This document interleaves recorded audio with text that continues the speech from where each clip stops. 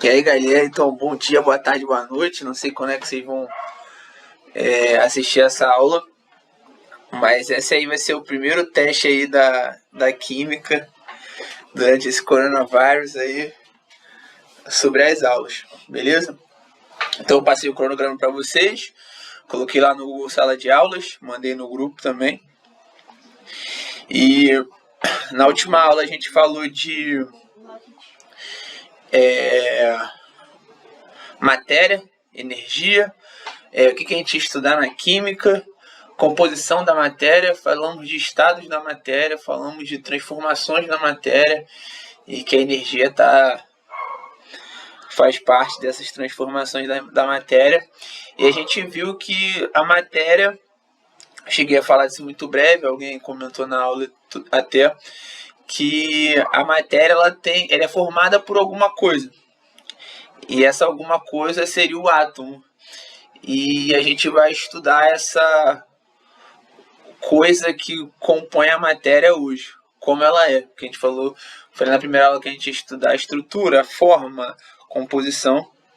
Então hoje a gente vai estudar um pouco da estrutura atômica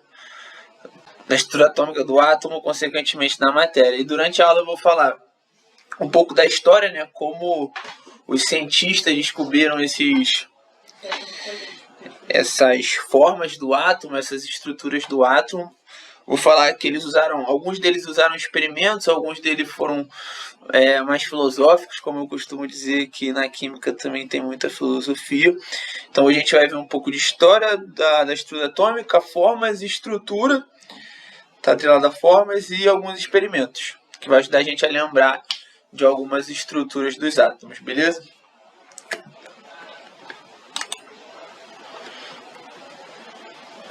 E aí eu acabei falando no começo que era o átomo, acabei tirando a graça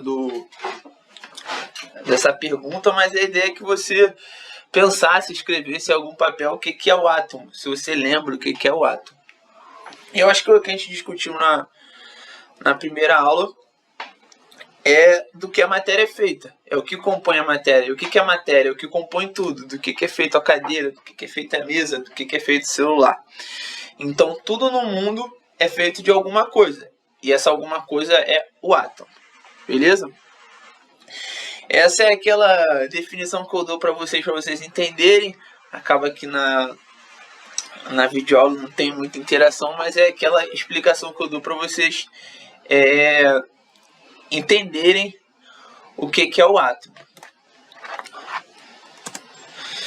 Então aí tem uma imagem, né, o que seria a matéria, e que é uma coisa maior, e o que compõe a matéria, que são as pequenas bolinhas aí. Se a gente for pegar uma lupa e aumentando, até chegar naquela pequena parte que a gente consegue ver do que é feito as coisas, a gente vai descobrir que é o átomo, beleza?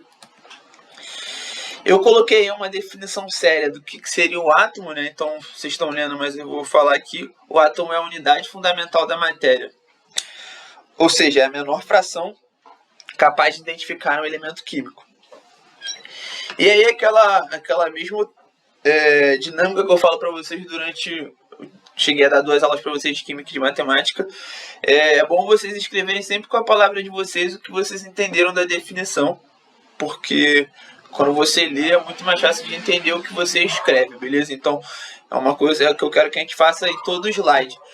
Depois que eu descrever a matéria ou o modelo, o que for, vocês, antes de passar para frente o vídeo ou na hora ali, escreve o que vocês entenderam daquela parte da aula, beleza? Então, sem mais delongas, acho que eu estou enrolando muito, vamos embora.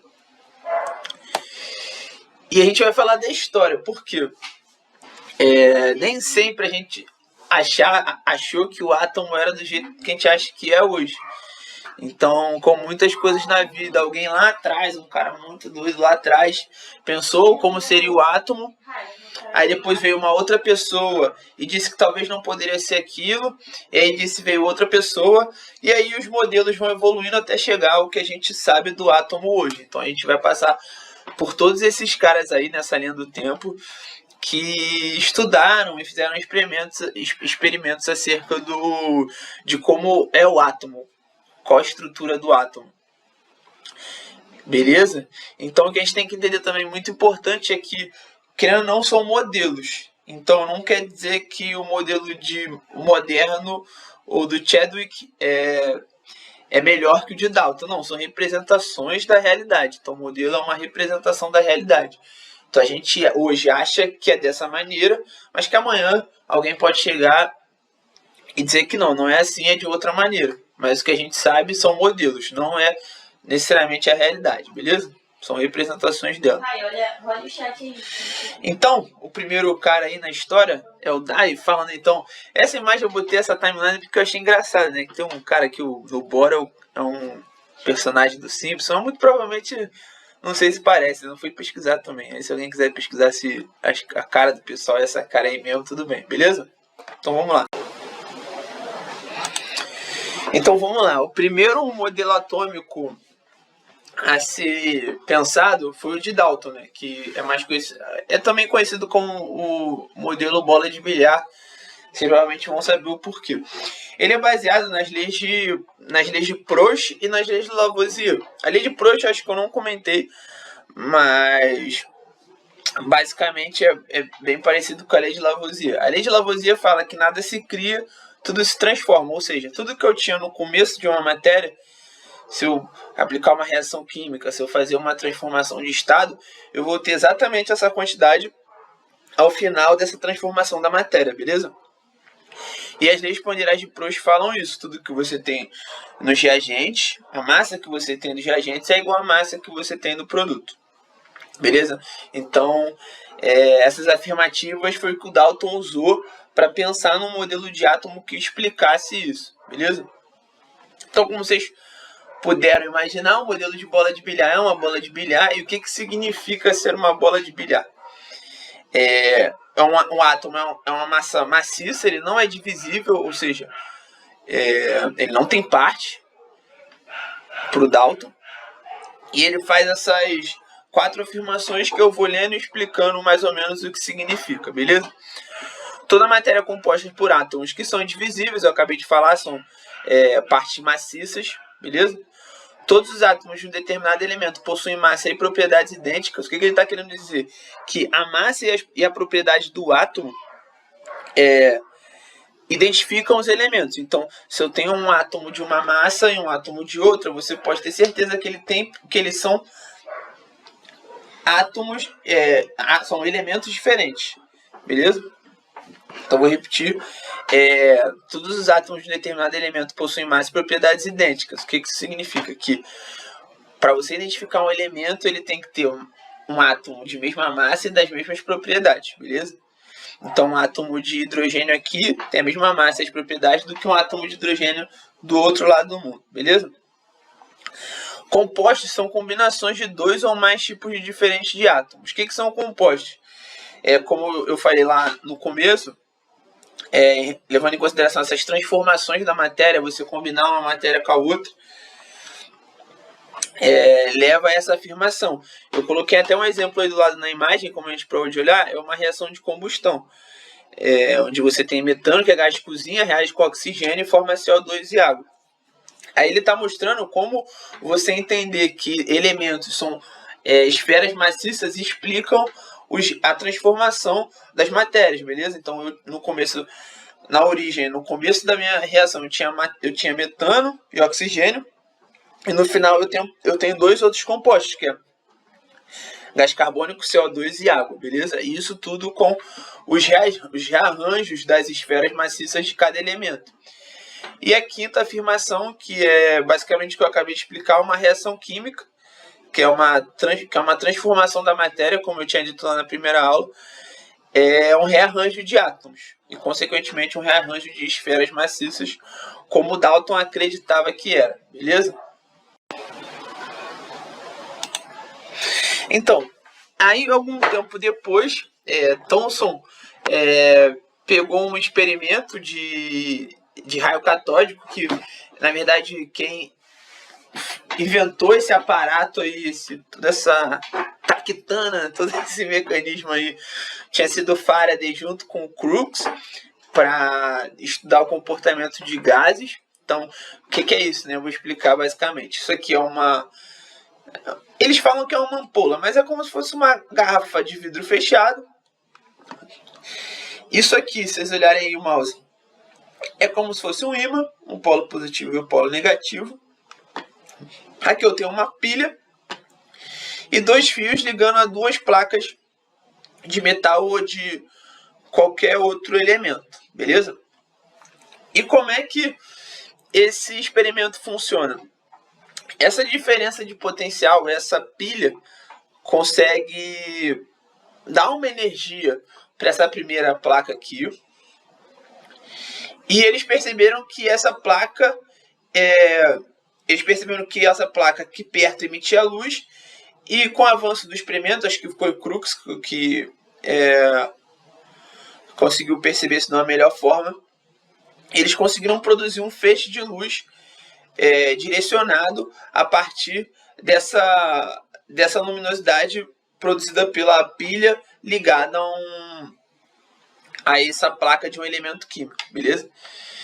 Então, Crookes e Faraday fizeram essa tractana e depois de algum tempo Thomson pegou esse experimento para estudar melhor a estrutura atômica. Então, ele fez como é que é um experimento, né? Você testa várias coisas e percebe algumas coisas e vê se você, na hora de você criar sua teoria, você consegue encontrar relações entre as mudanças que você fez e o que está acontecendo. Thomson percebeu uma coisa, que independente do material que ele colocava aqui, onde se produzia os raios catódicos, esse feixe de luz aqui que está marcado como vermelho, o feixe catódico, o feixe tinha a mesma característica, ou seja, qualquer que possa ser isso que eu estou produzindo aqui, independe do elemento químico, beleza?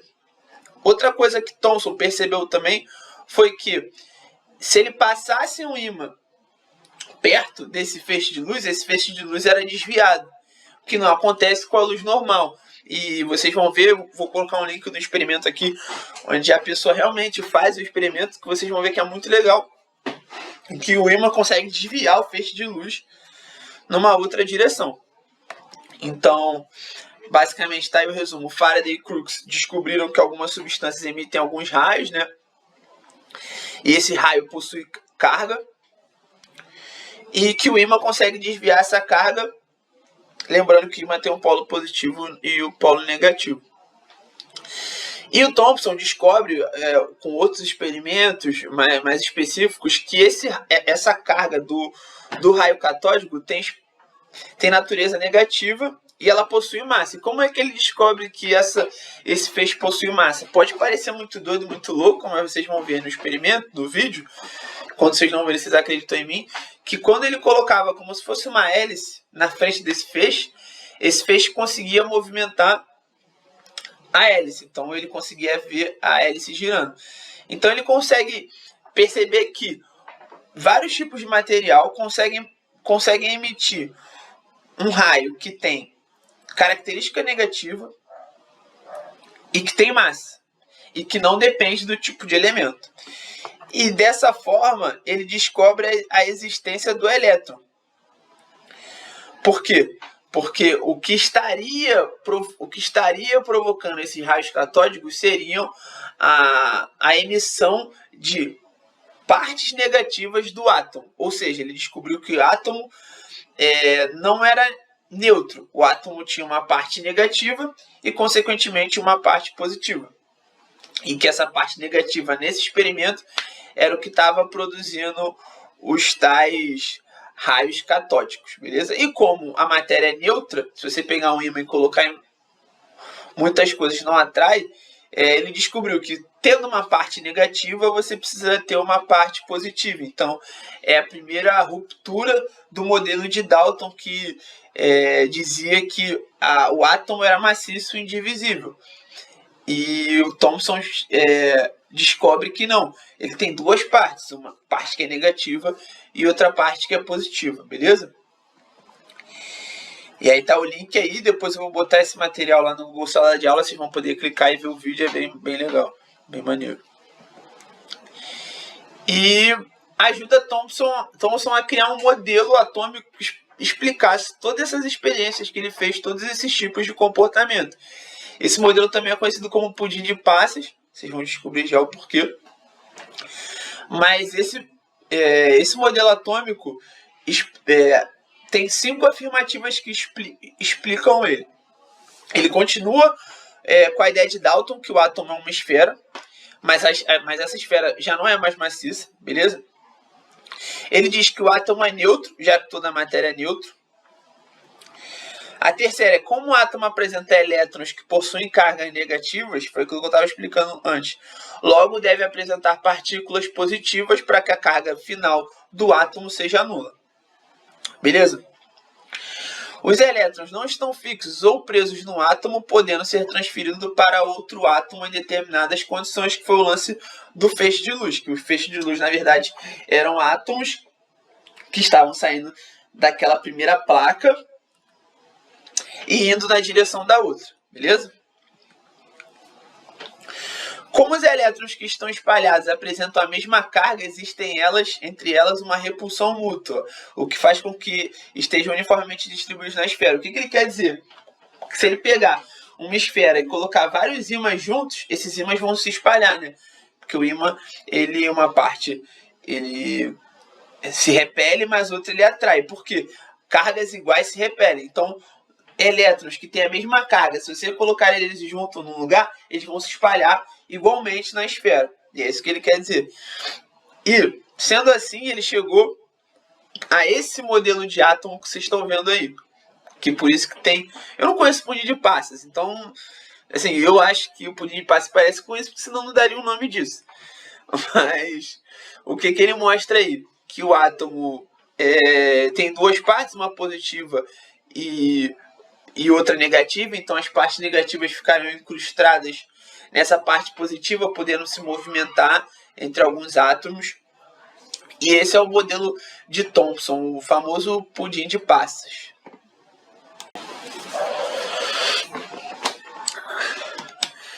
Aí, galera, depois do experimento do pudim de passas,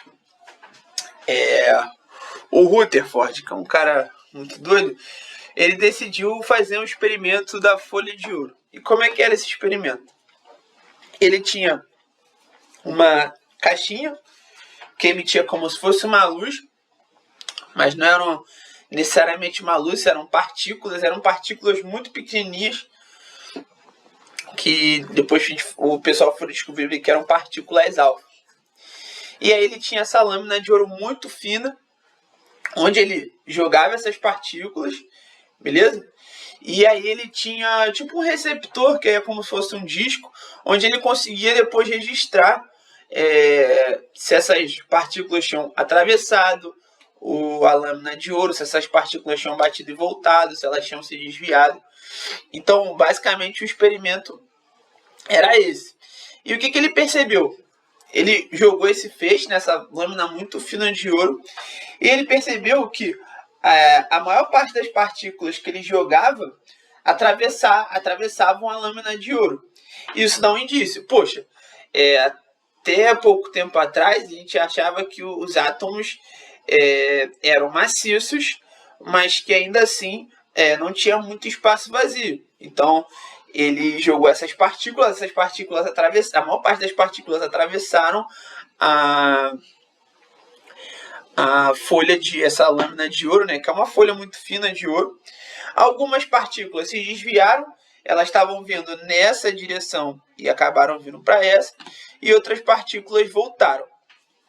O que ele imaginou, pensando fisicamente, né, que teria muito espaço vazio nessa lâmina de ouro, porque muitas das partículas atravessaram, mas em alguns lugares, em alguns pontos da lâmina, tinha alguma coisa que faziam essas partículas ou desviarem ou voltarem, beleza? E ele começou a pensar que talvez o átomo tivesse uma cara um pouco parecida com isso, que explicaria um pouco do fenômeno do experimento. E como eu sempre disse, eles fazem um experimento e pensam no modelo de átomo que consegue explicar tudo isso que aconteceu na realidade. Então o modelo é uma representação da realidade. Então o que ele imaginou? Que existe algum ponto do átomo onde ele é maciço, onde ele tem mais massa, onde uma partícula bateria e voltaria, ou bateria e desviasse. E tem outras partes do átomo onde a partícula passa e não sofre nenhum tipo de desvio, entendeu? Que seria uma parte, abre aspas, fecha aspas, vazia, beleza?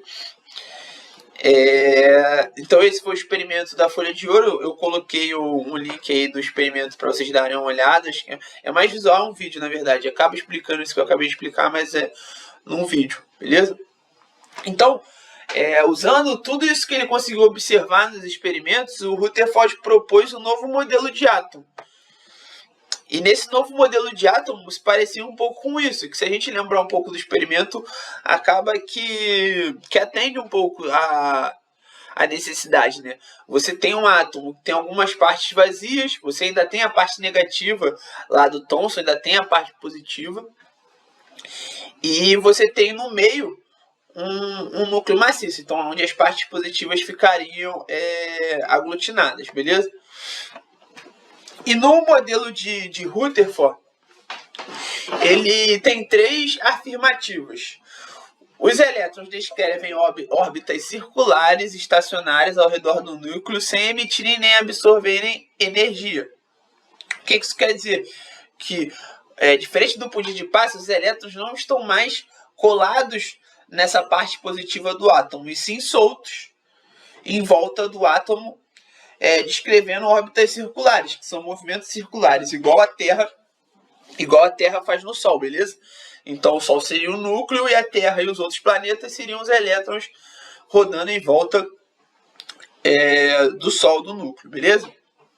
O núcleo é positivamente carregado, a gente consegue ver na imagem, consegue entender porque se parte dos elétrons ficam ao redor, essa outra parte do átomo deveria ser toda positiva, é o que acaba acontecendo com o núcleo. E essa região, abre aspas, fecha aspas, vazias em torno do núcleo é denominada eletrosfera, que seria onde os elétrons estão localizados. Então, toda essa área onde o elétron poderia se movimentar é chamado de eletrosfera. Beleza, galera?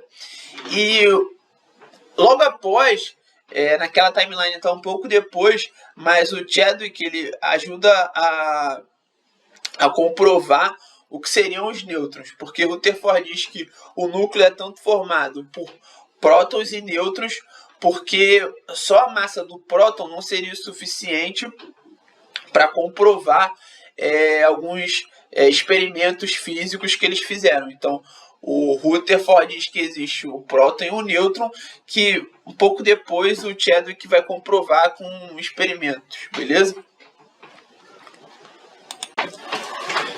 Então vamos lá, galera. Continuando, o próximo modelo atômico é o modelo de Bohr. Bohr não produz nenhum experimento para comprovar, mas como eu digo que a química é muito filosófica e também tem um pouco de matemática por trás, Bohr acaba fazendo algumas afirmações e testando matematicamente, colocando em alguns outros modelos para afirmar que aquele modelo dele estaria mais condizente com a realidade. E como é esse modelo? Bohr tem 3 afirmativas, sempre aquilo que eu venho falando, filosófico. Os elétrons que circundam o núcleo atômico existem em órbitas que têm níveis de energia quantizados. O que são níveis de energia quantizados? São níveis de energia que só possuem determinado valor, que tem um determinado valor matematicamente que você conseguiria encontrar, beleza? Então, diferente do que Thomson disse, que só o elétron teria órbitas esféricas, que não determinou o tamanho dessa órbita, como essa órbita seria, o Bohr já diz que essa órbita vai ter determinados níveis de energia para cada elétron e que essas energias têm valores que são que você pode quantificar, que você pode determinar. Qual a segunda afirmativa? A energia total do elétron não pode apresentar um valor qualquer, e sim valores múltiplos de um quanto, unidade de energia.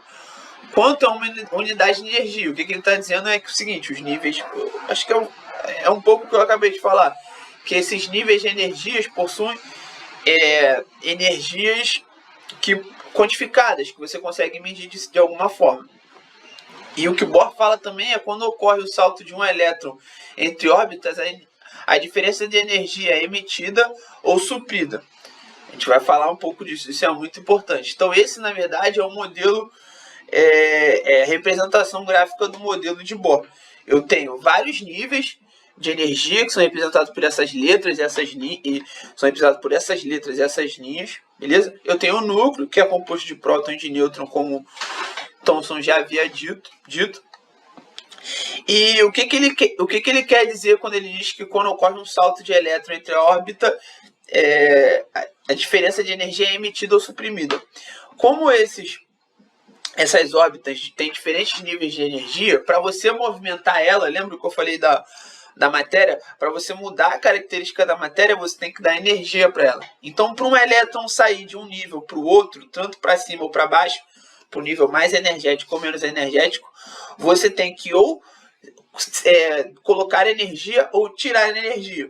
Então, se, por exemplo, um átomo está num lugar mais energético e ele perde energia, o elétron sai de um nível energético mais alto, por exemplo, mais externo, e vai para o mais baixo, essa energia que estava guardada aí tem que ir para algum lugar. Então essa energia pode ser emitida em forma de luz, como a gente viu lá no experimento dos raios catódicos, que o elemento, quando excitado por uma pilha, quando você dá uma energia para ele, tipo uma energia elétrica, ele emite luz.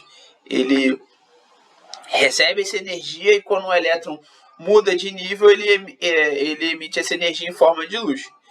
Beleza?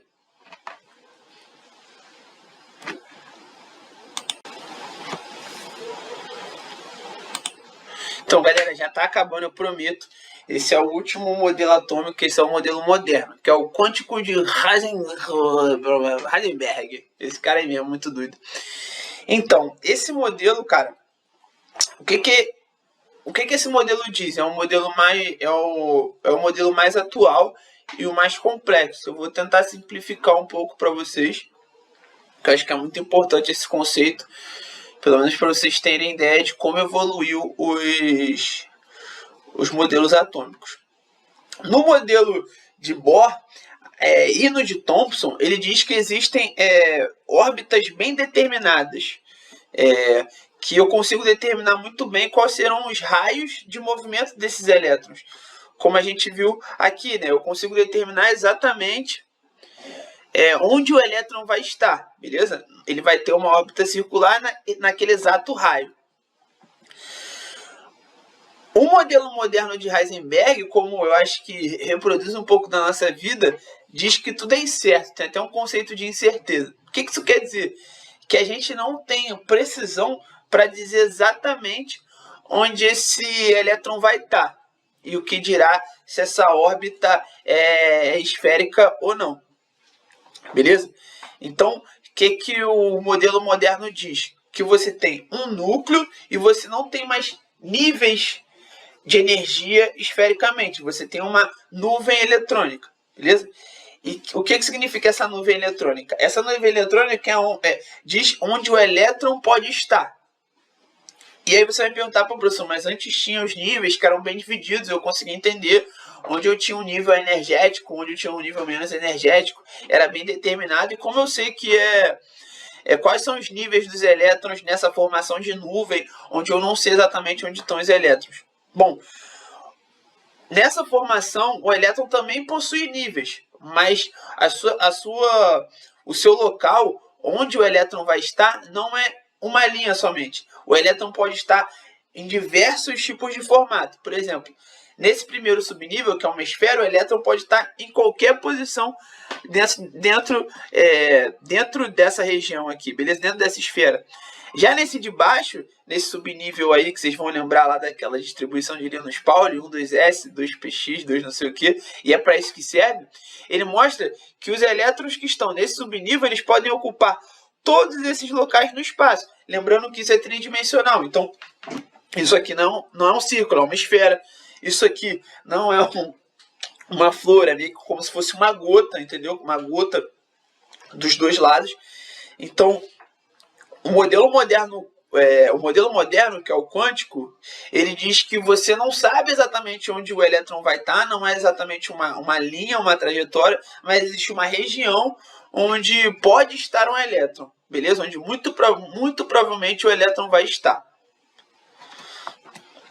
E aí tem essa definição que é muito séria, eu vou ler, eu vou tentar destrinchar para vocês, mas o modelo atômico de Schrödinger tá aqui errado, mas é a mesma coisa, Heisenberg, Schrödinger, beleza? Apresentou um modelo orbital tridimensional, que foi aquilo que eu falei, ele não está exatamente numa linha, ele pode estar num objeto, numa esfera, numa gota, para cada um dos subníveis de energia, e possibilitou a determinação da geometria molecular de diversas substâncias químicas. A gente vai ver mais para frente que os átomos se arranjam, como cada átomo de diferentes elementos ficam juntos, faz muita diferença nas propriedades físicas do composto da substância. E isso foi muito importante, esse modelo moderno foi muito importante para perceber os diferentes tipos de estrutura que vários compostos e elementos podem formar junto. Então, ele acaba com a geometria molecular, por sua vez, permite a previsão de propriedades físicas e químicas de diversos compostos, entendeu? Então, essa evolução nesse modelo atômico permitiu que a gente conseguisse prever como é a combinação, como é a estrutura de diferentes elementos químicos juntos, beleza? Então vamos lá, galera, acabou os modelos atômicos, espero que tenha dado certo essa tentativa. Eu confesso que para mim foi um pouco estranho não ter ninguém para interagir, sabe que minhas aulas são mais conversadas e tal, mas foi bom porque tem coisa já escrita, tem imagem que é bem melhor para mostrar alguns modelos atômicos, beleza? Então agora eu vou falar um pouco o resumão aí dessa nossa aula. Então a gente viu que durante a história existiram diferentes modelos atômicos que serviram, essa evolução serviu para a gente demonstrar o que a gente conseguia enxergar um pouco na realidade, entendeu?